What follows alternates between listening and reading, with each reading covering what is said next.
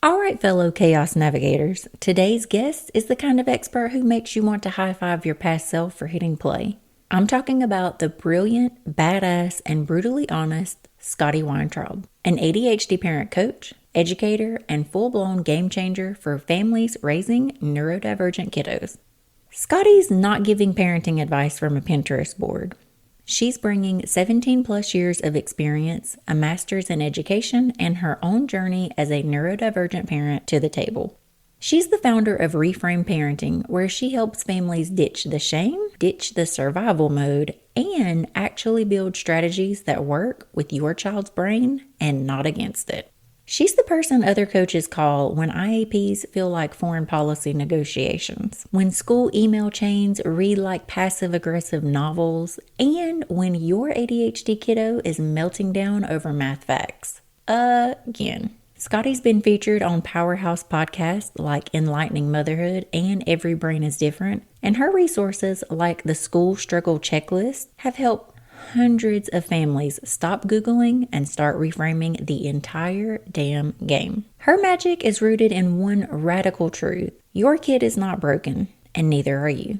So whether you're listening from your car, your bathroom hideout, or the sacred 5 minutes between screen time meltdowns and bedtime negotiations, get ready, my friend, because Scotty is about to flip your mindset, fuel your confidence, and give you the tools to advocate like a boss, even if your brain forgot it was picture day this morning. Let's do this.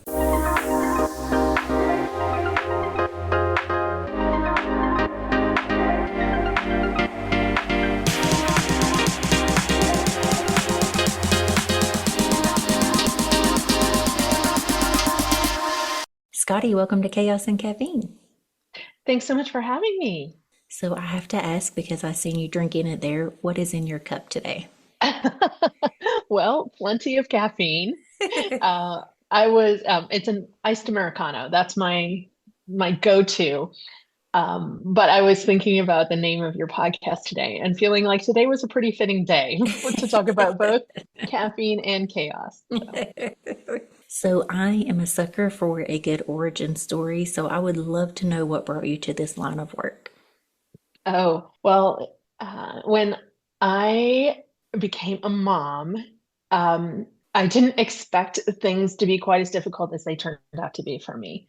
Um, my oldest had challenges at home, but when he got to school, things were particularly challenging. And we spent literally years figuring out how to get him the supports that he needed at school. And it felt like no one had the information we needed. No one was helping us figure it out. We felt very, very alone. And mostly through trial and error and sheer determination, we moved him through school, and I'm happy to say he's now graduated. So that was a huge relief. But it shouldn't have to be that hard. And I started casually helping other people with ideas, information, and strategy. And then I realized, like, wow, this need is huge. There are so many parents whose kids are having a hard time at school, and that can look like a bunch of different things, behaviorally, socially, academically, and as you know, like those often are sometimes all mixed together. And they don't really know what to do or how to get the supports that their kids need and deserve to help them thrive at school. And so I launched my business, Reframe Parenting, with that goal to make the road of other parents much smoother than it has been for me. Hmm. And I named it Reframe Parenting because I feel like if we can look at things in a slightly different way, look at our kids' challenges, look at our um, things that are happening, then it opens up doors instead of closing down conversations. So just that as a parent, like rethinking the way we see things can really help us find the solutions. Yeah, your story is very similar to mine. Um, I mean, I knew it was hard, but you really don't realize how challenging it is until you see other neurotypical families and you're like, what's going on here? You know, like, Yeah, why? Why can't That we does do not look that? nearly as hard as this stuff. Yes, Got you. And you have more than one kiddo? I do. My oldest, as I said, is graduated. He's 19, and my youngest is a freshman in high school right now. It gives me a lot of hope that your oldest is graduated from high school. It was not an easy road, none of it. And when we were closing in on graduation, I was just waiting. I felt like I couldn't celebrate until I saw that diploma in person, because it just was not an easy means of getting him through a system that was not designed, to support kids who learn differently. In his case, it was a mixture of things, but the system just isn't set up for them, and we encountered so many people who just didn't know how to best meet his needs. Yeah, So I'm glad I can give you a little bit of hope, thankful for it. because because there are ways to do it, but really it is our job as parents to keep showing up, to to keep pushing. And as much as I wish it was easier, sometimes we just got to keep going. Yeah. I will never forget very early in my ADHD parenting days, I attended a free just lecture from a world renowned ADHD expert. And it was like a 2 hour lecture. And the only thing I remember is, as of today, your job is to advocate. And I have held true to that. The mama bear in me is keeping that mission alive. Yes, and we have to. And I know it is so hard sometimes. And I would love, there are many times, because I'm still advocating. My younger one is also neurodiverse. I'm still in the trenches myself. But I know it's easier sometimes to just, pull those covers up, figuratively or literally, and just say, like, okay, nothing to see here. Yeah. But when we do that, a couple things can happen. One is that we're potentially making the problems bigger, because, as kids age through the school system, academics get harder, social demands get more challenging. And so if we're addressing those things earlier, it gives us an opportunity to try things, adjust our strategy, hopefully circumvent some of the problems. But it also allows us to um, help them find their own tools and strategies. And isn't that our goal, to try, our overarching parenting goal is always to help our kids be healthy, successful, whatever that means, adults, right? Yeah. And the better we can help them understand their own brains, what works for them, you the easier that's going to be for them once they get out of school too. So I am very curious. What is the core philosophy behind reframe parenting and how does it differ from traditional parenting approaches? Oh, well, I think I'm touched on it briefly about this idea of like reframing. And that's really, um, when we think about things differently. Like, for instance, I'll give you an example. I was a pretty good student when I was a kid. School was not that difficult for me. And so if I use the lens of my own experience, it doesn't let me see who my kid really is. Because what I do know is that their brains work very different than mine. Like, that's become clear. But if I wasn't able to see that or be open to seeing it, you're just beating your head against the wall of saying, why can't they turn their homework in on time? Yeah. They should be able to do X, Y, or Z, because I did that when I was that age. Or, typical kids can, or the average, whatever you see as like the standard. Then we're not able to see potential. We're not able to see like strategy. We're just pushing up against that lack, so anyhow, that's, yes, that is my core philosophy is around like, just if we look at things differently, how can that help us find what we're looking for? How can that help us really see the kids for who they are? And then once we can do that and we know what's actually happening, it isn't that they can't just turn their homework in. It's that ADHD makes that challenging, and we can work on specific tools. Okay, what systems can we put in place so that the homework gets from the backpack, to turned in? Okay, that's something we can work on. Yeah. But if we just focus on the like, oh, just, punishing the not turning in the homework, or, feeling all that frustration, there's no action or strategy Yeah. around that. That just leaves us feeling frustrated. I'm curious, maybe by the time parents find you, they're more open to it, but how challenging is it for you to get parents to shift and reframe? Sometimes challenging. I think ideally, people would be open to ideas, information, doing that exploration of who is my kid. And a lot of people are. But sometimes it takes a little time to realize, like, oh, what I need is a different approach because the one I'm using isn't working. And when I was doing this work myself, um, when my oldest was younger, I came across the work of Dr. Ross Green. And, one of his tenets is that behavior is communication. And when I heard that, it was like a light bulb went off in my head. It felt like that, like this is what I needed, was a different way of looking at what everyone else was just telling me was obstinance, laziness, um, you know, anger.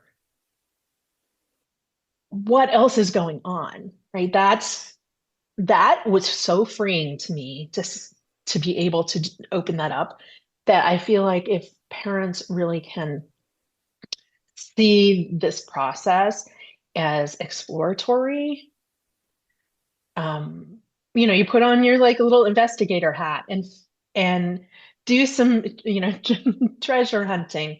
If we see it in that light, then it really is so helpful.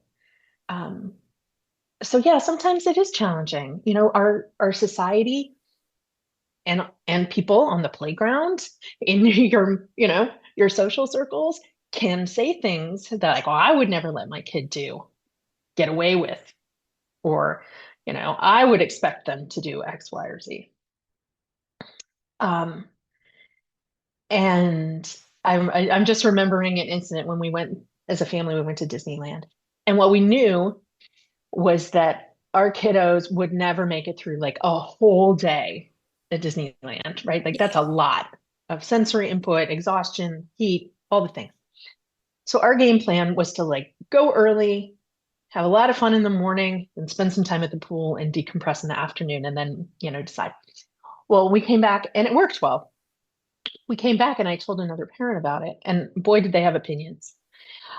Uh, we spent so much money. I would never let them, And I just thought, like, wow, this is such, you're getting all of this feedback from all of these different people about how you should be parenting. And I see you shaking your head because you're like, yes, Aggressively nodding. you hear this aggressively nodding, because it's so strong, right? Those voices, and people feel like they, need to tell you how to raise Yeah. your own kid. And sometimes that's in your own family. And it can be really hard to say, I know in my gut that there's a different way. And I might not know what it is, and that's okay. But we've got to try to figure it out, to make our lives easier too, not just our kids' lives. It also helps us. From my son, he has a great school plan now and treatment. But for the first 4 years of his elementary journey, if I heard one more time, he's just not reaching his potential. Oh, And I was like, but what if this is his highest potential?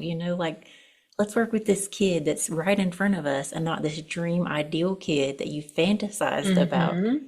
But yeah, that was probably at my Oh, breaking point with the word potential.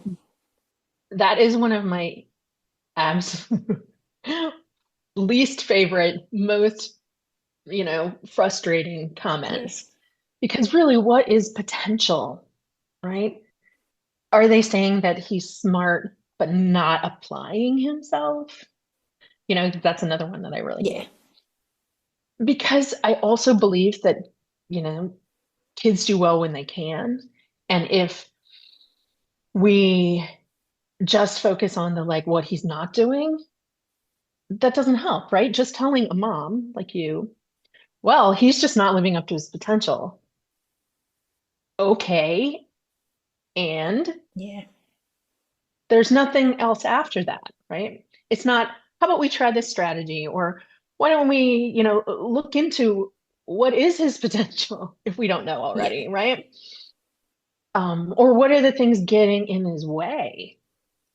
Instead of just, dumping it on the parents or the kids and saying, oh, he's just not doing what he needs to do.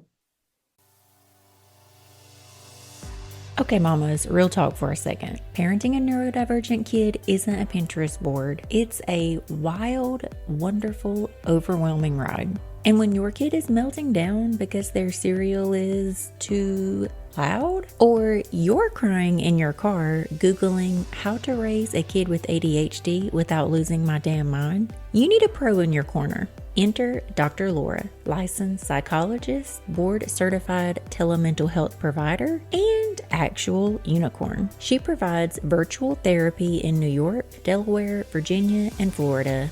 But get this, even if you're outside of those states, she's got some game-changing resources for every one of us. Her children's book, How Boppy the Beagle Learned to See the Sun Behind the Clouds, helps kids understand big feelings, getting help, and how a psychologist can support them, conversation starters included. Her Behavior Change Ahead audio course, 4 hours of science-backed guidance to help you change behaviors, yours, your kids, or both, because spoiler alert, when we shift, they shift. And if college is on the horizon, her college suite of 10 workshops preps your neurodivergent teen and you for the emotional, social, and academic roller coaster. So if you're exhausted but still here fighting for your kid, check out Dr. Laura in the show notes and grab the tools that you wish came with the diagnosis.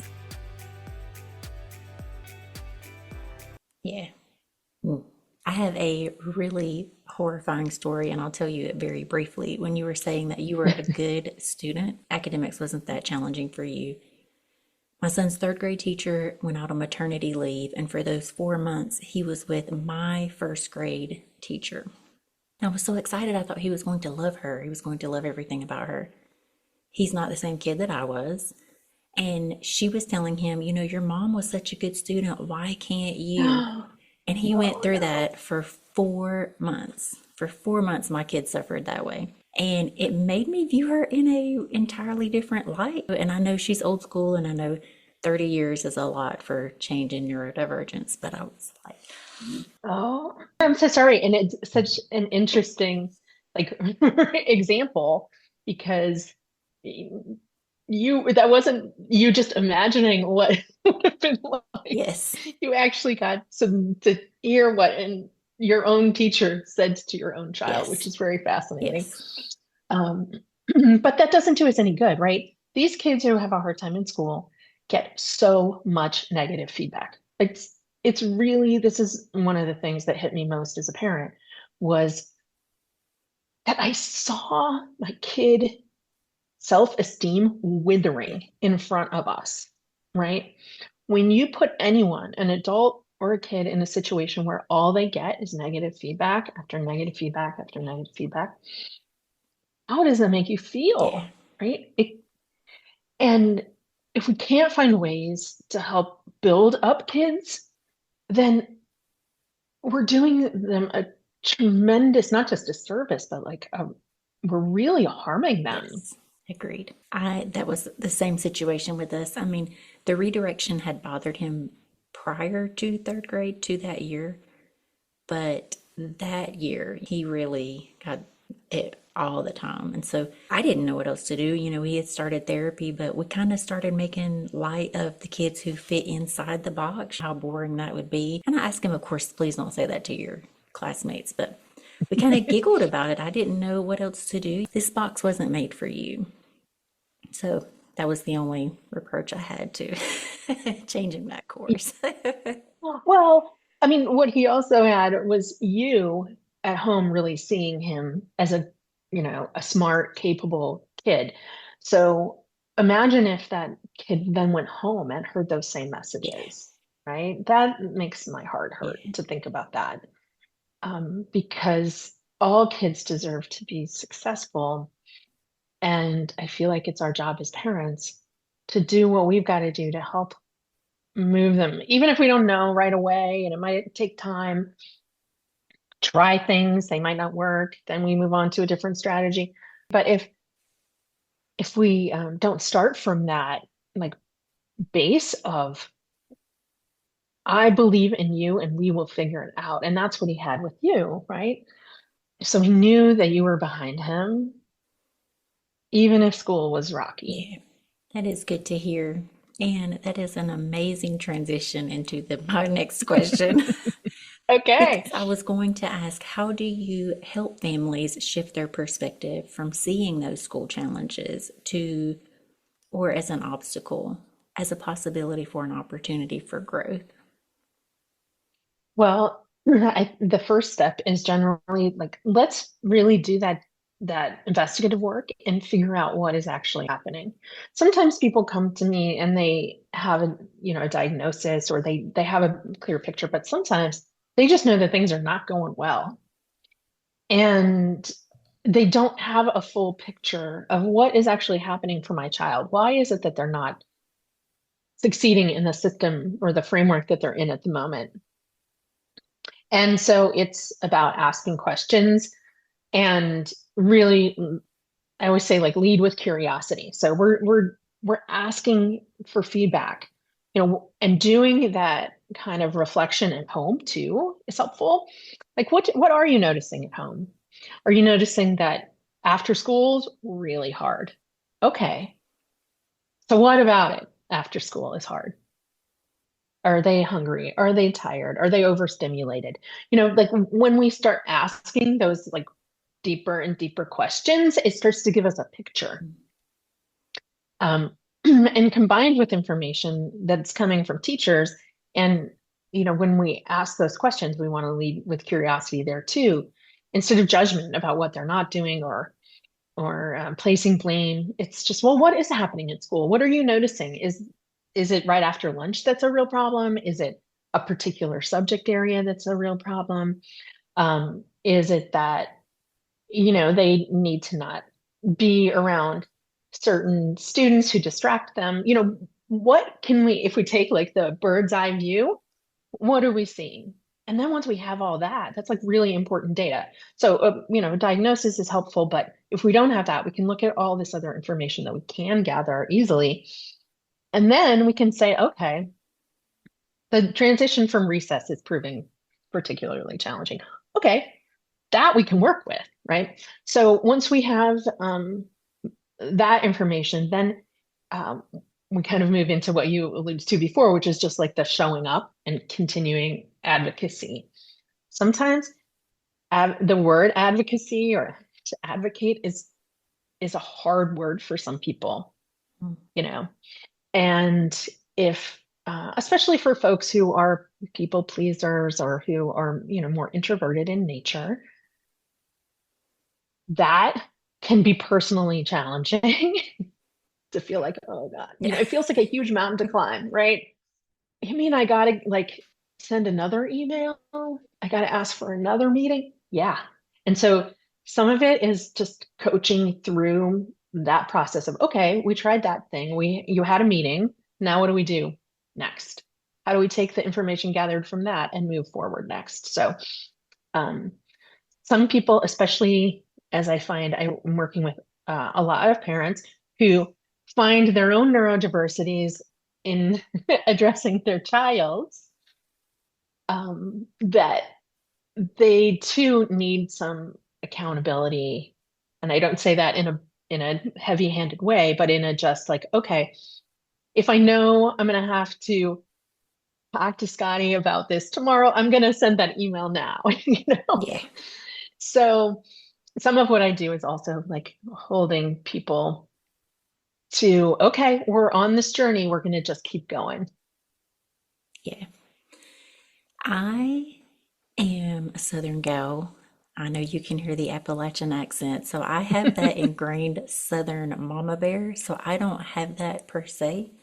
But I do believe that that accountability, if it's just someone cheering in your corner, is very Hmm. powerful. Yes. And also just telling them that you're showing up. Like someone sees you showing up. Like I'm often struck at how powerful it is when I talk to clients and I say, I see you being an amazing mom to your kid. Because as we talked about, like all that negative feedback makes us feel like we're not doing a good job. Yeah. And all that negative feedback, especially because I think our culture also blames a lot of problems on parenting. If your kid is has, behavioral challenges, oh, they're just not parenting Yeah. right. No, I don't actually buy that. Like 99% of the time. Maybe there are some, I don't know. But I think that the challenges your kids have are not a reflection of your parenting. And to hear that is really powerful for Yeah. people. So outside of the just showing up, what are some common misconceptions parents may have about advocating for their kiddos' rights in school? I think they often assume that the teacher will not cooperate or they go into meetings, guns blazing, right? It's that mama bear is great and it's fuel for our continued advocacy, but we have to also temper that with, okay, how do we build Yeah. relationships? Because our kids are going to be in that school for, I mean, potentially a Yeah. while. And even with one teacher, that a year can be a long time. So I think a misconception is that you need to go in angry or, making demands. And really what I encourage people to do is to build a relationship. Even if the teacher doesn't know quite what to do, you can work on that together. But we need to work as a team. I feel like this is the universe speaking to me in a roundabout way. This is my second interview today. And earlier I was interviewing Dan Mickey, and he said that one of the most powerful things we can do is to build the relationship before the conflict comes. I, Oh, I love I that. really love that too. It stuck out to me. And he said basically, just like you said, like a hey, how are you? Or what's going on? How's your day? And, how do you see my kid in the day to day settings? Anything can start that relationship before there is an explosive problem. So I agree Yes, with what you're yes. And saying. I love the way he framed that if we do that work in advance, that relationship is already there and we can rely on that. Yeah. They already know who you are, which is important, right? You already know who they are. And I like to encourage parents to, find those little times, right? Is it at drop off if you're still dropping your kids off at school, right? Can you say hello? Can you build a person to person relationship? Find out something about them. Um, then when they know you're like a person who's interested in them, then it's so much easier to come to somebody who you feel friendly with Yeah. when something bigger comes up, right? And I often also encourage people, what can you do to help the teacher, right? Because we know, relationships are two-way streets. So are there ways for you to let them know that you support them they have a really hard job, Very hard. teachers do. Yes. And so is it that you can volunteer in the classroom? Is it that you can help out on a or on a field trip or a project, maybe if there's something to be done outside of class, are there ways for you to contribute to that relationship in really positive ways that aren't even just about your kid, that just are showing up and showing that you actually care about the teacher's success too? Yeah. Because that helps build that relationship. And then, yeah, when problems come up, you have that shared respect that goes a really long way. I had no idea that their job was so difficult, even though I could not imagine working with children even before I had a child.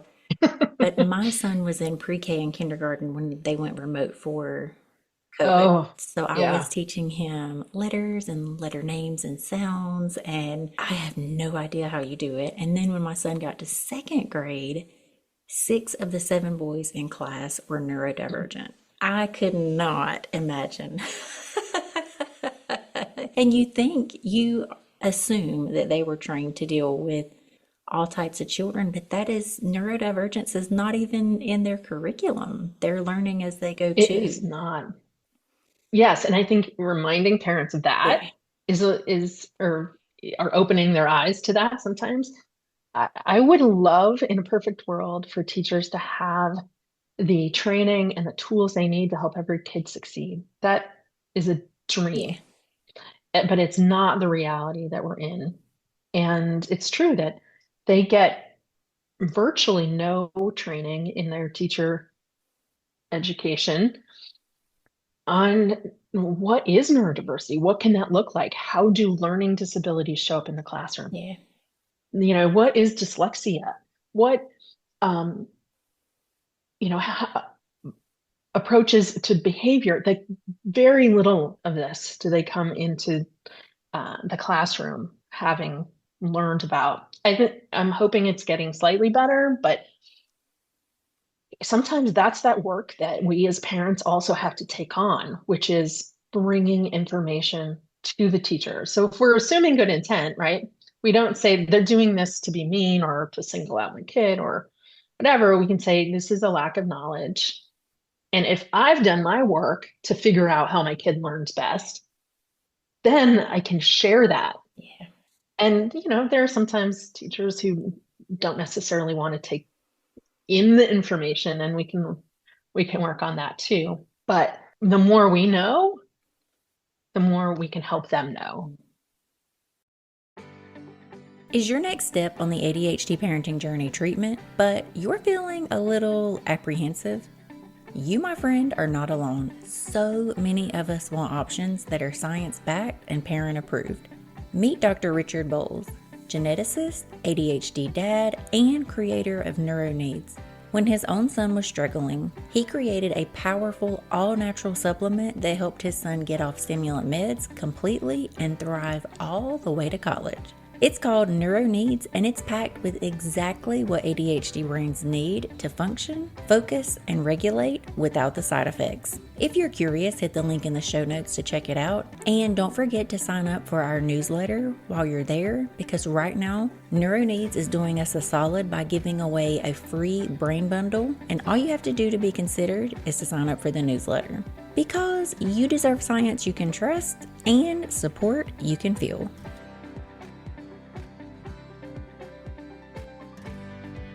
I love that. I love that it starts with us and we can definitely contribute to that conversation. Yes, you're the expert in your kid, right? You love them more than anyone else is going to love them. You know more about them. You've spent more time with them than anyone else is going to. And so that's really valuable. Like that voice, your perspective is really, really valuable. Yeah. So you've already mentioned for the introvert listeners that we need to be a little louder. You've mentioned that for the mama bears, we need to tone it down. What are some other Potentially. what are some other effective strategies for IEP or 504 meetings? Well, for meetings, I'm going to give you some tips just for anyone because I think it's also true that, when things start to go not so well at school, you might not even know what a 504 or an IEP is, right? That's a whole nother universe of information that might be coming your way. But my top tip is to just ask questions, Mm. and we talked about that already, but uh, that framing of it as a question, as an exploration, you know, um, leaves doors open. So what are you seeing? How do you think I can help? What what resources are available instead of demanding them or um, you're if you're leading with that curiosity, it's going to keep the doors open to conversations and not shut people down. So I think that that's just like good universal strategy for building relationships with anyone Yeah. in any setting. And specifically in school, it's hard for parents because we do come from such an emotional place. And we go into the school setting where we're not there all day, right? You send your child to school, you drop them off, and you hope everything goes well. And that is a huge trust you have to put into the system. And then when things start not working out, it can feel really bad because we've put so much faith and trust in Yeah. them.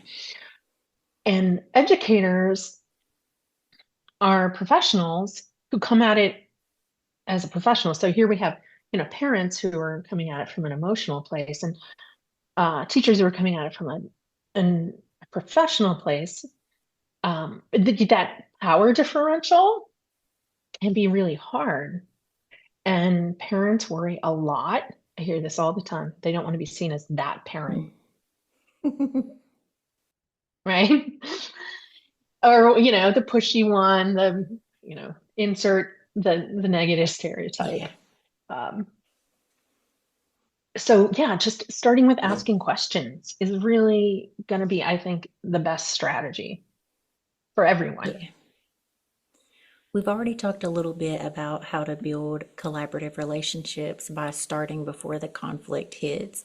Are there any other tips that we can lean into besides just starting it and offering assistance? I think, yeah, continuing to show up is, we've talked about this too, but, uh, you know, if we don't hear back from a teacher, we just send another email. It's okay. We know that they're really busy. We're assuming good intent. Yeah.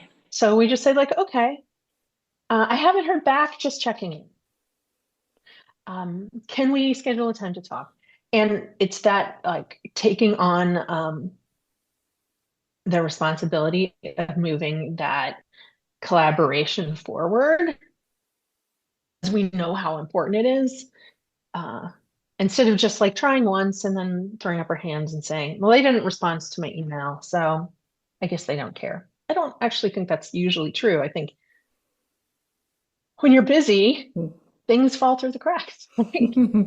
So, and maybe email isn't the best strategy. Maybe you think like, okay, I had an administrator once who we all just knew that he was never going to respond to an email. I mean, so you knew that if you found him before school or after school or something and you pinned him down in person, then you could get on his calendar. But you figure these things out, Yeah. and it's different for one person versus a different person.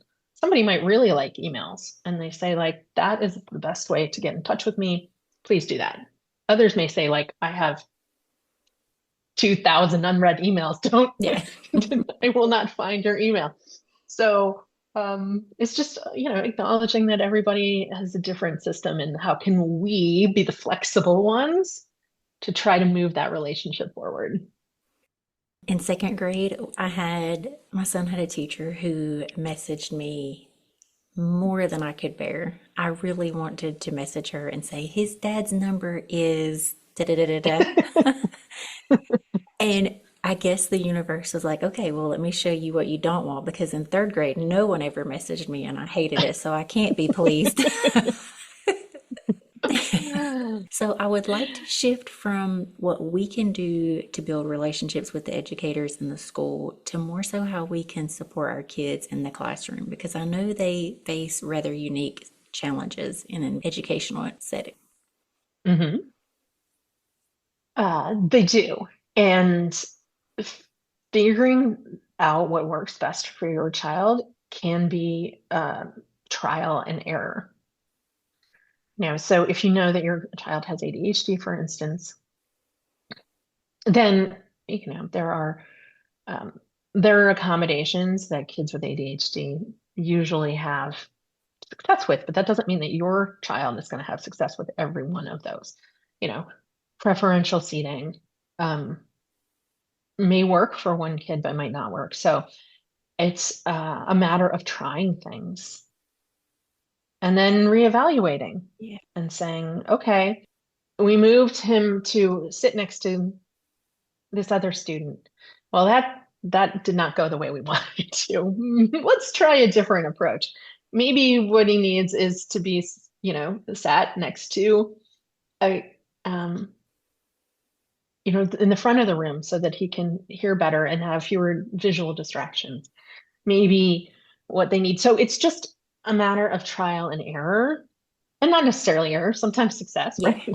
I don't mean to say they all fail. Um, but if we can, the more we know about our kids, the more we can target specific strategies. And then, we just got to be willing to try things. And that's where having that relationship with the teacher, having good rapport allows them to come back to you and feel comfortable doing that, saying, hey, we tried them sitting next to this student, and that didn't seem to do what we wanted it to do, or that was more distracting, or whatever the case may be. So let's try this other thing.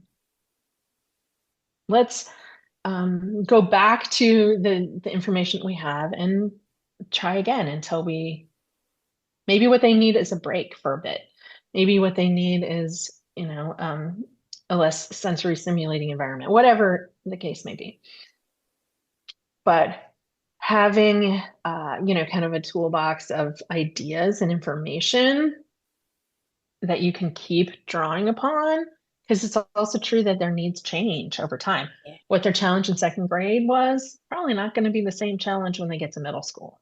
It might look different, how that, how that neurodivergence manifests, or now they're juggling seven teachers. Okay, that brings unique challenges too. Yeah.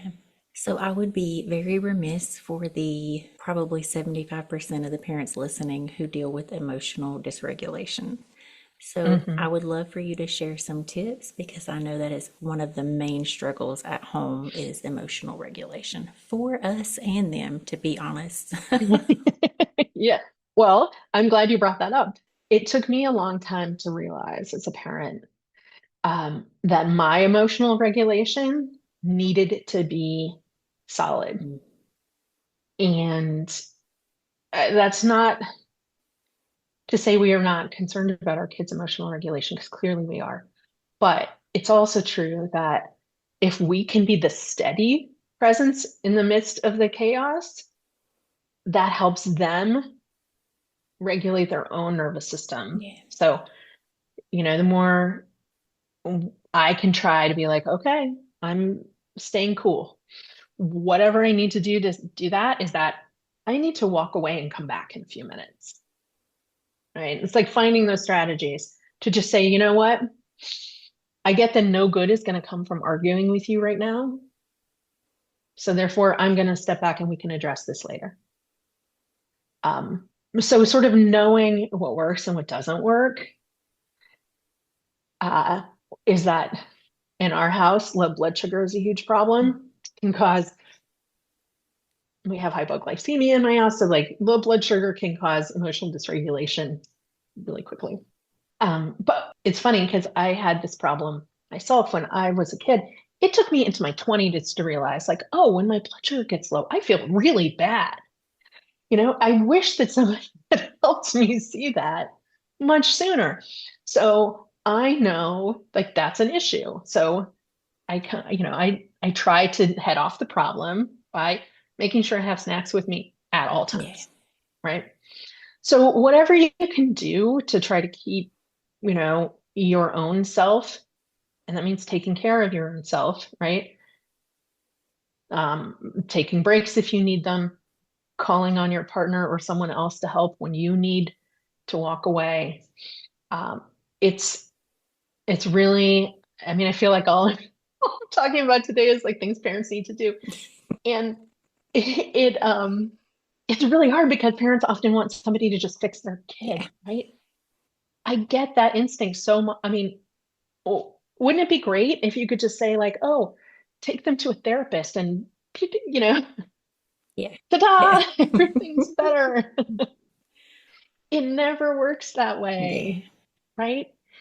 And so the reality is that we've got to like manage our own stuff, our own tempers, our own emotional regulation, and meeting our own needs so that we can be available because they need us to help them regulate. That's how kids learn to be emotionally mature is through parents regulating them, Yeah. and that we have to be able to do that for ourselves first. And then I think just being patient with yourself in the situation. Like meltdowns are gonna happen, Yes, right? they are. You can, they are. Sometimes they happen, at Target when you wish they would. Yeah. Um, but the more you know about like what can cause them, like the food issue, or is it overstimulation, or is it like after school they need downtime? I cannot just drag them immediately to a dentist appointment. That's going to lead to Yeah. problems. Okay, then we make adjustments. So then we're getting ahead of it, right? Instead of, but some of it's still going to happen. And that's just like being patient and saying, okay, we're going to try again. Because for all of us, right? Even patience with Yeah. ourselves. If we lose our cool and, it's just been a bad day and your kid has a meltdown and things don't go, you not manage yourself the way you want, we apologize and move on. Yeah. I love that you said that because I spent so many of my toddler years crying myself to sleep thinking about how I was a terrible mom. And the more self work I put in, I'm like, it happens. You repair and you show them how to rebuild and move on. Well, and that's a skill, Yeah. right? Like it's a huge skill. Don't we want our kids to eventually be that kind of partner who, when they do damage, they make a repair and then we move on? That's what we want for them as adults too. Yeah. I think that's also important for us to learn emotional regulation because parents who say, my child is so emotionally dysregulated, they can't learn it from an adult who's also emotionally dysregulated. So that's super Hmm. important. Right? The other thing I giggled about in there was when you said that you recognized your low blood sugar. My son just turned 10 and I taught him what hangry is. So now he he is able to verbalize. He's like, "Mom, I'm hangry. We'll talk about this after I get a snack." And I'm like, "You know what? Oh I my am God, I not love mad it. at that because that is you recognizing, having awareness, and advocating for yourself. So I will take that."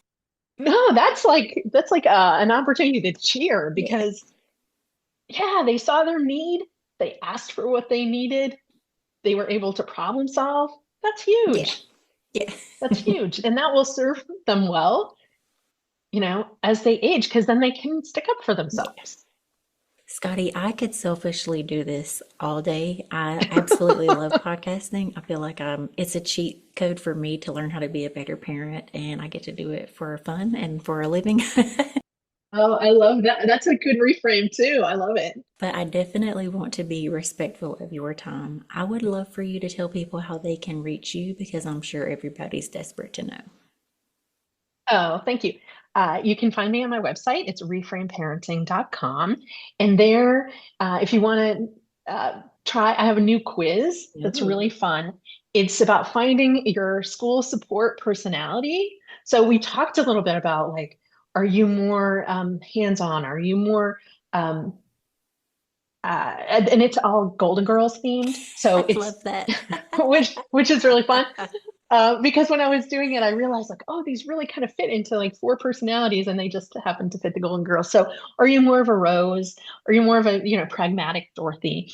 But you can take that quiz, and it'll help you sort of think about those things that you were already doing naturally that are really good things, and help us celebrate those, and then give you a few things to think about too. Very nice. So you can find that on my website, reframeparenting.com. And I love your comment about podcasting because I'm going to be launching a podcast soon Oh, that's myself. so exciting. So it's going to be called Unlocking School Success. I'm hoping it will launch sometime in May. So you'll be able to find that on my website too. Very nice. And if it is out in time, we will link everything in the show notes so people can find your podcast. That's very Great. exciting. Thank you. Congratulations. Thanks. I'm sure I can learn from your experience. I've only been in this for 4 going on 5 months. I am learning at a rapid pace, so I will share everything that I have figured out so far. I love it. Yeah. Thank you. Scotty, to end, I would like to share your most memorable school reframing story, case study that you have, if you don't mind. Oh, sure. Well, the one that immediately comes to mind is this is a personal one, when my son was in fourth grade, he was having a very, very hard time in school. And I was getting that negative feedback over and over again. And his teacher came to me and pickup one day and said, something has to change with real frustration. And I thought, oh my goodness, like, what am I supposed to do with that? Mm. Right. And so I started bringing her information and we worked through things. And she was initially kind of very hesitant. She said, and she said this out loud, I'm a seasoned teacher. I know what I'm doing. And yet it wasn't what she knew wasn't what she was using wasn't Yeah. working. So and then at the end of the year, she came to me and said, I remember I said that I knew what I was doing, but I've learned a lot this Mm. year. And it was, while I wished we hadn't have had the stress of dealing with all of that, it was a perfect teacher reframe of saying like, okay, I can be both experienced and still have more to learn. Yes. Ah, And love that. I know. And I still think about that and think, okay, maybe I helped move the needle a little bit. And I learned a lot, that now I help other parents with too. But it just was such a beautiful example of not just like parent reframing, but teacher Yeah, too, because there's plenty of that need as well. agreed. That was the perfect ending. I love that so much. Thank you so much for sharing that personal story and your time today. It was absolutely my pleasure. Thanks for having me. Okay, let's take a second to breathe that in, Mama. That was Scotty dropping truth bombs, brain science, and compassion fueled mic drops like it was her full time job because, well, it is. If your head is spinning in the best possible ADHD way, just know that overwhelm you feel right now, that's growth knocking at your door with a post-it and a highlighter. Scotty reminded us that we don't have to be perfect parents, we just have to be connected ones. That raising an ADHD kiddo isn't about fixing them. It's about understanding their wiring, embracing their weirdness, and learning how to ride the wave without drowning in shame spirals and Target receipts. If you loved what you heard today, make sure to check out Scotty's work in the show notes. She's the real deal, the coach you wish your pediatrician had on speed dial, and the hype woman every ADHD parent deserves. Again, all her links are in the show notes, and trust me, you're going to want to follow her for that daily dose of, oh, thank God, someone gets me. Don't forget to hit the subscribe and leave us a review if you already haven't. 5 stars, obviously. And most importantly, share this with that one friend who's one school email away from losing her mind. We see you. You're doing amazing. Until next time, deep breaths, strong coffee, and remember the chaos is part of the magic.